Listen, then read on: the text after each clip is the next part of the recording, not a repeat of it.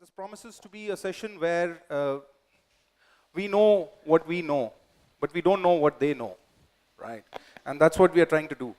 I'll set the context quickly. Today in India, in any enterprise which is in the growth phase, approximately 30% of revenue assurance comes from external talent acquisition. When I say 30%, you have around 15 to 20% of attrition, another 15 to 20% of growth in a year. 30% new people come in and sit on those seats every year. Now, if 30% of those guys are the responsibility of you guys sitting here, and we say that talent acquisition guys are, still struggling to reach the boardroom, I think we should be scared, to say the least, right? So, to set that as a context and to tell you when I joined, I've had a very different kind of a journey. From the army, I joined Emphasis after my business management, and I was heading the HRBP function for one of the verticals, and I said, you know what, I can't do anything because the talent acquisition guys don't know what they're doing, and my boss says, okay, you take responsibility of talent acquisition also. Cool. So I became head of talent acquisition and HRBP. Then it gave me a lot of insight of how important it is to understand what the talent acquisition guys go through and then go on further to the same thing happened with Society General, where I was heading talent acquisition, HR operations, and they said, you know what, go look after the Chennai center overall HR. You'll get an idea of what's happening, and you will understand the pain areas which you keep talking about. So look at both the sides of it. So my CEO's vision when I joined was, in talent acquisition, I asked the CEO, I said, what is your vision of talent acquisition? And the CEO said, I want my company to be such that people come to us for engagement and employment. So start with that vision. Start with making this company such that people come to us for employment and engagement and say, you know what, we heard of you, we want to join you, or we want to be part of what you're doing. So being that the vision, and that was what Xavier Laofficial, who was my previous CEO, came and said. And as far as other deliverables are concerned, other business lines are concerned, those are the vision statements of my business line heads and your TA managers. As far as you're concerned, you have to build that process. And now my current CEO, Veronique Sani, she said, I have a vision. If my TA head doesn't understand my vision, there's something wrong with my TA head. So that's another way of looking at it. So she said, I have made my vision very clear, and that vision is that we were in a steep growth phase. Now we want to plateau and become an area, get into an area which is extremely niche and extremely, with employees who are known very differently in the market. So my TA head should understand this vision automatically. I do not need to tell my TA head what vision I have or what to do. So it was amazing. Okay, that was a different vision altogether. That if you don't know what I'm saying, I'm sorry. Coming back to now that we've set the context, I wanted to know when you look at a TA head, and we all talked about how we should be, how we should get into the boardroom, etc. When you look at a TA head and say, okay, this is the guy who should sit on my right side. What is it? What is that spark, that thing that you're looking for in that TA head? So Jim, yeah? First pass. So I guess I'd set that up this way and say at JCPenney, we define our culture with a phrase that we call the warrior spirit. And the warrior spirit really has 4 tenets to it. It would be passion, service,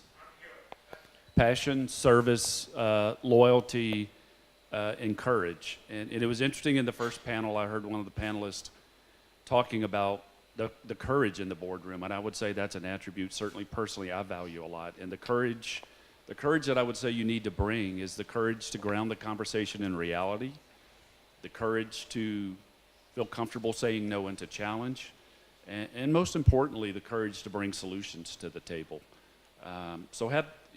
As I think about those 4 attributes, the courage resonates the most. I heard the word data a lot in the first panel. Here's what I'd say to you about data. Data is news, and boards get a lot of news and a lot of data. I would challenge you to create the news, not to deliver the news. I have many people in my life that deliver the news, and many times the news is old. Think about from your role how you create the news, not how you deliver the news. That's awesome. James, would you take a dig? No, thank you. I think from my perspective, maybe piling on a little bit to what Jim said, it's important to me that my head of talent acquisition understand our purpose. We're, like Jim, our company has a very strong sense of mission and a strong sense of purpose. And as I think about the broader role of my TA head, it's not just to acquire talent. That is an aspect of the role. So functionally, there's a responsibility to acquire talent. There's lots that go along with that, and our purpose begins to dictate the actions of that talent head. So we're adding members to a family of employees who have a sense of mission.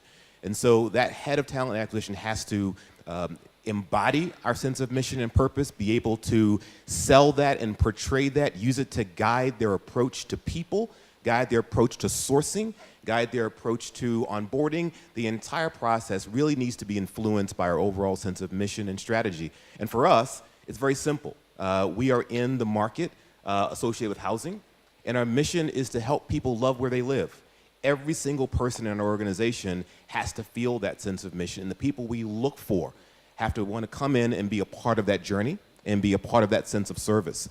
And so I think having our talent acquisition head really embrace our sense of purpose and allow that to influence the decision-making process, decision-making activities every single day is pretty important for us. Arun. Thank you, Jim. Just to reiterate the same points, like first thing that we all need to know is talent acquisition is not a function by itself.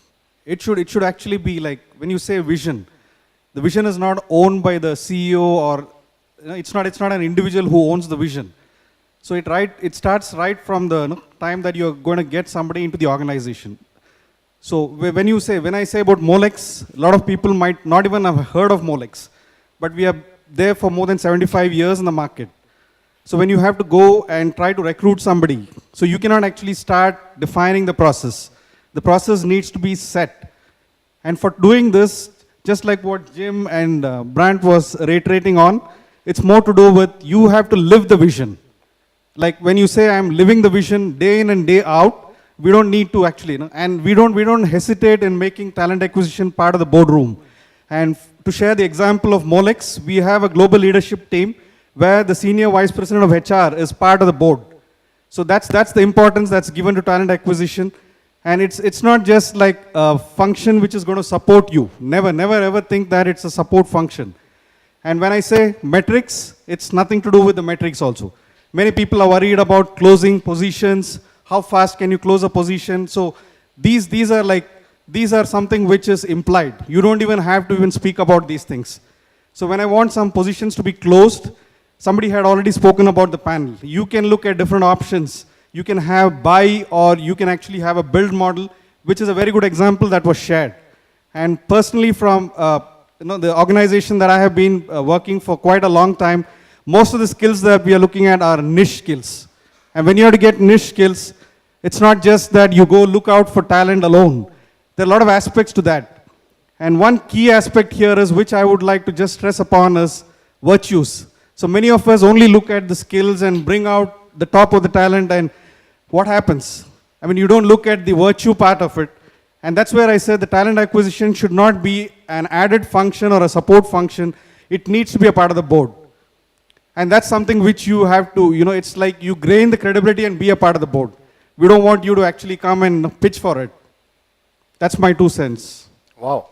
Ran Vijay, I know you're going to be the last in this, but... No, I like to be the last. I'm a backbencher. So I have to be careful because Sunil, our talent acquisition head, is sitting here. Okay. So I think, I'm not sure if he sees that as an advantage, but I was part of hiring for 10 years, at least from a business side as a hiring manager. And we've been 2 years old, but we were formed out of the D-Shaw group. So I've been hiring with D-Shaw, and so that's the background. But when we started about 2 years back, the Disha brand is well recognized in a lot of colleges and schools. And now it was a situation where we were either our CZM was first on campus or Disha was second on campus and so forth. So TA started to play not a role for recruitment per se only, but it became a case of marketing, branding, positioning. So last 2 years been not limited to recruitment. Recruitment is easy, at least for a startup. I think that wasn't a challenge. Like we're going to 20 colleges, hiring 36, so we're hiring less people, niche people. But I think, we didn't have a separate marketing budget, in terms of a group. But what TA was doing was a lot beyond recruitment. And it continues to be the case even now after 2 years. Any strategy we have around bottom line for next year, I think TA is certainly part of the boardroom before we decide. And maybe it's because of the background that we come with. But, I've never seen TA as separate. In fact, you were asking a question that what are your expectations from TA? It's slightly difficult because we've been always this side of the table, and it's always been strategizing with TA on how to hire or not to hire. So if they fail, it's not like they're failing. It has to be, So yeah. Awesome.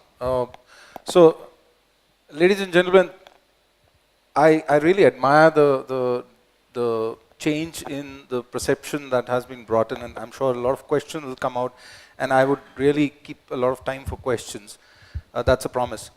And this is exactly what guys like me wanted to hear as a TA head, that you're not looking at time to hire, revenue, you're looking at, are you as a TA head contributing to the vision and the mission of the company? Do you understand it, and are you contributing to it? So that's amazing.